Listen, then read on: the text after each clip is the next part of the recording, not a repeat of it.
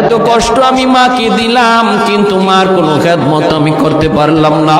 আমার মার ঋণ আমি শোধ করতে পারলাম না। আল্লাহ, আজ যদি তুমি আমাকে জান্নাতে দিতে চাও, আমার মা বাবা সারা জান্নাতে যাইব না।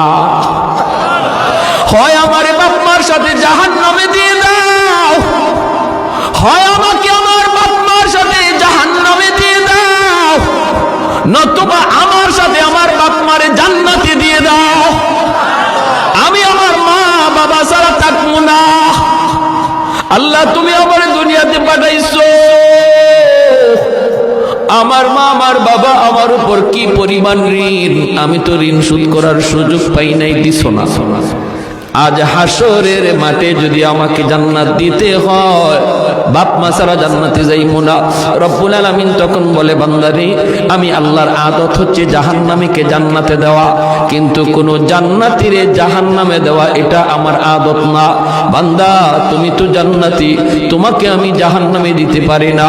ঠিক আছে, নেও, তোমার সুপারিশে বাপ মারেও জান্নাত দিয়া দিলাম।